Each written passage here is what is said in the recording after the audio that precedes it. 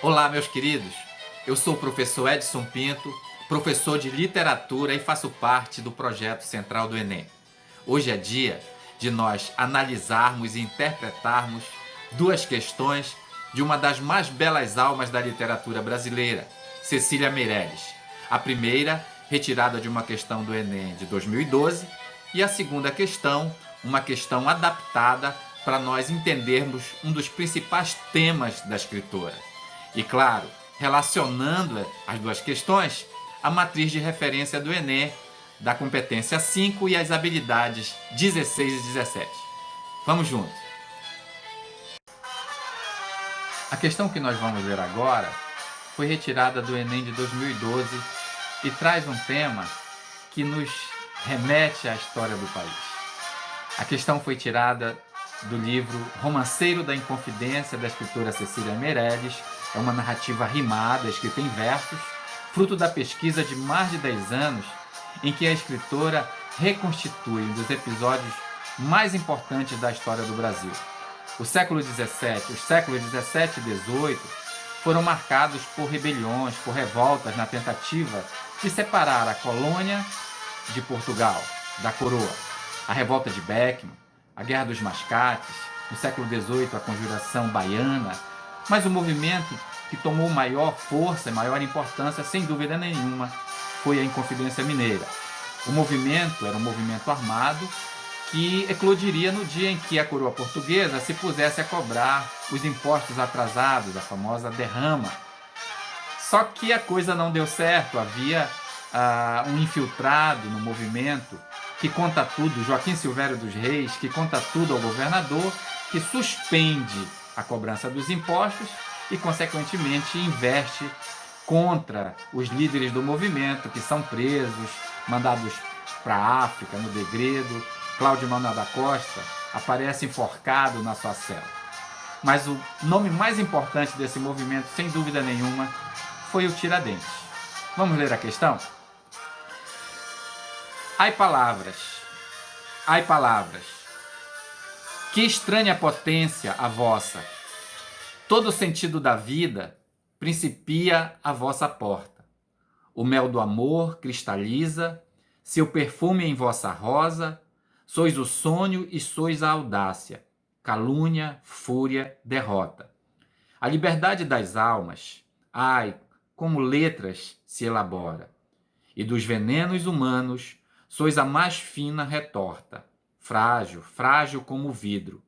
E mais que o aço poderosa, reis, impérios, povos, tempos, pelo vosso impulso rodam.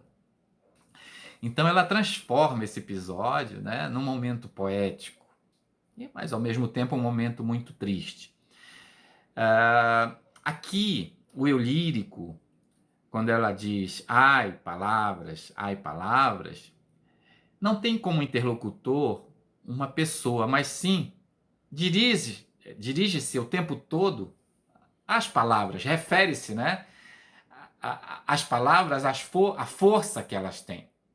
E exatamente fazendo relação ao trecho, né, em que, na história, Joaquim Silvério dos Reis, através das palavras, faz a famosa delação dos seus amigos, né? Então, as palavras deles mudaram os rumos da história. Levaram pessoas à prisão, levaram pessoas à morte, mudaram o rumo da própria história do nosso país. Talvez não fosse como nós a conhecemos hoje. Então, o eu lírico fala, dirige-se o tempo todo com as palavras, e na segunda estrofe ela fala: a liberdade das almas, ai, com letras se elabora, e dos venenos humanos sois a mais fina retórica. Frágil, frágil como o vidro. As palavras são frágeis, né? São frágeis como o vidro, mas olha o que ela diz em seguida. E mais que o aço poderosa. Elas são frágeis, podem quebrar, não é? Frágeis como o vidro, de pouca resistência. No entanto, o poder que as palavras têm é maior que do aço. Ou seja, as consequências que ela causam pelo seu valor semântico, né? Então, isso é até uma lição para tudo aquilo que a gente fala.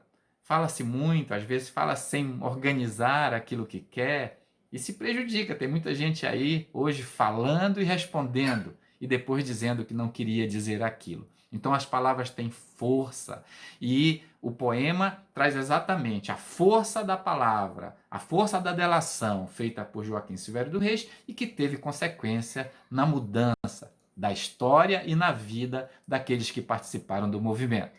Vamos resolver e ler as questões. Agora veremos o enunciado da questão. O fragmento destacado foi transcrito do Romanceiro da Inconfidência de Cecília Meirelles, centralizada no episódio histórico da Inconfidência Mineira.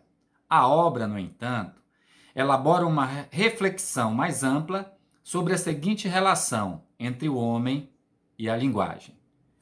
Letra A. A força e as resistências humanas superam os danos provocados pelo poder corrosivo das palavras? Letra B. As relações humanas, em suas múltiplas esferas, têm seu equilíbrio vinculado ao significado das palavras? Letra C. O significado dos nomes não expressa de forma justa e completa a grandeza da luta do homem pela vida? Letra D. Renovando o significado das palavras, o tempo permite às gerações perpetuar seus valores e suas crenças? Letra E. Como produto da criatividade humana, a linguagem tem seu alcance limitado pelas intenções e gestos. O próprio enunciado já diz aí no final, né, que há uma relação entre o homem e a linguagem. Nós vimos que o eu lírico fala diretamente da força dessa linguagem, da força que as palavras têm quando são enunciadas. Então, aqui, a letra B, quando diz as relações humanas, em suas múltiplas esferas, tem seu equilíbrio vinculado ao significado das palavras, ao sentido, à semântica, né? O significado que as palavras têm. E no caso da Inconfidência Mineira, que é retratado no poema, as palavras foram fundamentais, foram avassaladoras, né, para transformar aquele momento da história. Então, a letra B é a questão oficial do Enem 2012, trazido, né, como questão sobre o texto da Cecília Meirelles. Vamos ao próximo. Agora falaremos do segundo texto da Cecília Meirelles. Aqui nós vamos ver a parte mais sensível, né? A sensibilidade com que ela tratou a poesia. A escritora era de uma sensibilidade rara e utilizou essa sensibilidade para interpretar a vida, o mundo, né? Bom, ela é chamada de herdeira do modernismo, primeiro que ela está na segunda fase do modernismo, faz parte daquele grupo de 30, mas a poesia dela apresenta a religiosidade, fala da morte, né? O misticismo, a presença da musicalidade, então lembra muito a poesia que os simbolistas fizeram. No entanto, a Cecília Meirelles é um nome atemporal. Ela está ali apenas do ponto de vista cronológico, mas não dá para classificá-la como sendo de um período ou de outro. Mas ela está no segundo modernismo para efeitos didáticos. Ela utilizou imagens da natureza para retratar essa existência, né? O mar, a luz, o sol, o infinito. O espaço é muito utilizado por ela, a metáfora da rosa como sendo a vida, né, que nós vamos ver na leitura do texto. Vamos, a cada estrofe, parar um pouquinho e tentar entender essa sensibilidade da poesia da Cecília Meirelles. Chama-se cantiga, tá? Inclusive, a palavra cantiga, canção, é muito comum na poesia dela. Existe esse livro aqui, chamado Cânticos, são 26 poemas. É uma viagem infinita na existência, na metafísica, na morte, na passagem do tempo.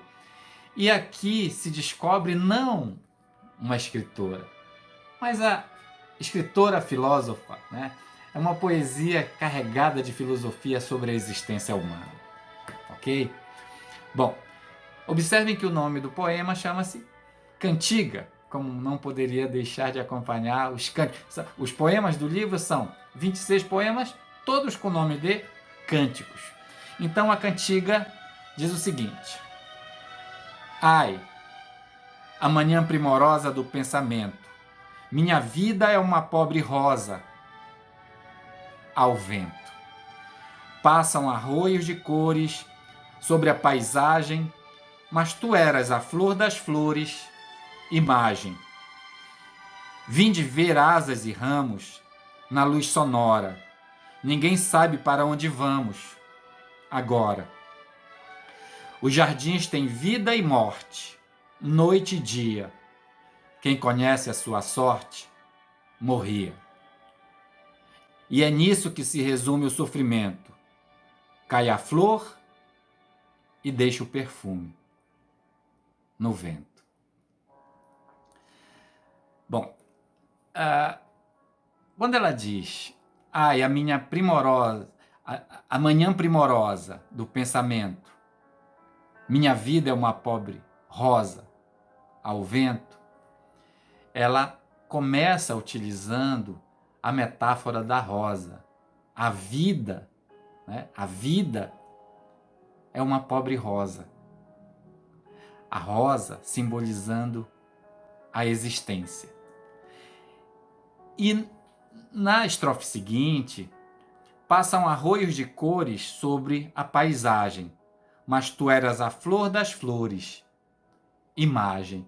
Então, a primeira e a segunda estrofes, a vida rosa, e na segunda, a nossa condição humana, de que nós estamos presos não na essência dessa rosa, dessa vida, mas apenas na imagem, né? Nós somos imagem apenas superficial, não somos aquilo que realmente entendemos como existência.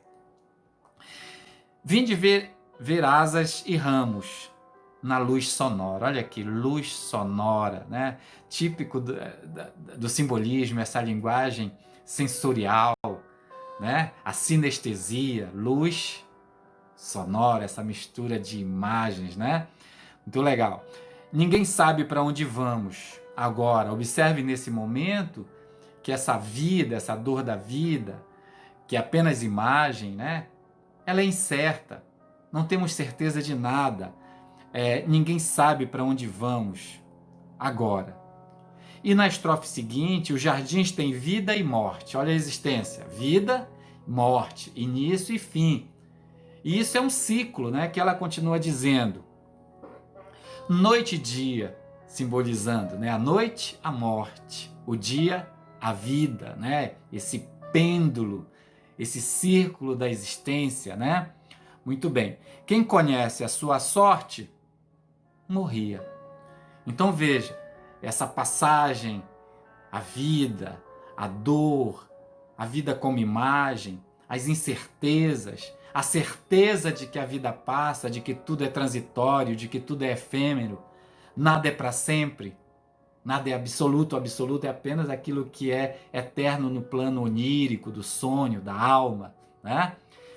E ela sintetiza na última estrofe tudo isso, dizendo: e é nisso que se resume o sofrimento. Ele está falando do sofrimento da vida. Cai a flor, a vida não é uma rosa? Pois é, cai a flor, que é a morte, e deixa o perfume no vento. Mesmo morrendo, ficam as lembranças. Onde? No perfume da rosa, na passagem pela vida, na passagem que o tempo levou. Ou seja, nada fica, tudo passa. A efemeridade das coisas, a efemeridade da vida, que é tema típico, que é tema certo na poesia de Cecília Meirelles.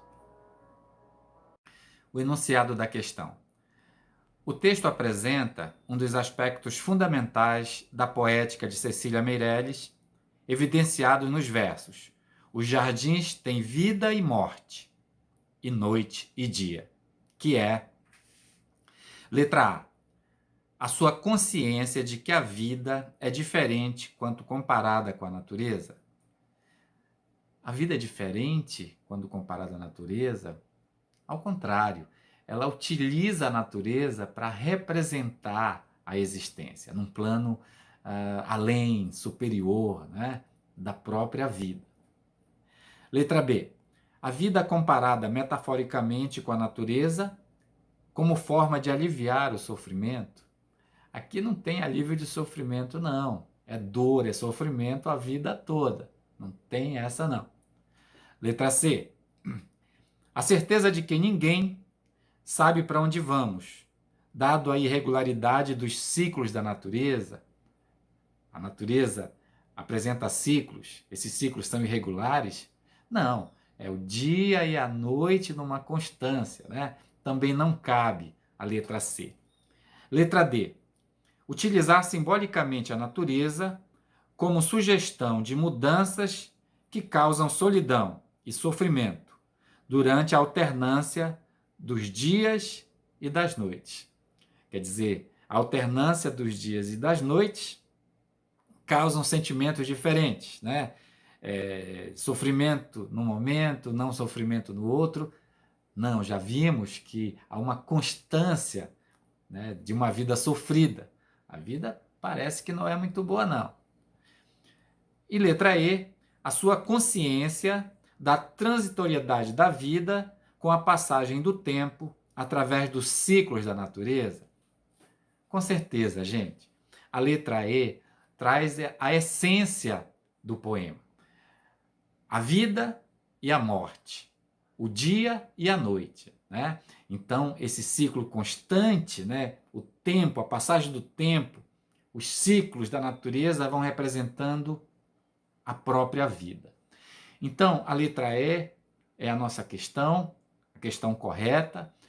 A Cecília Meirelles diz que a morte sempre esteve presente na sua vida.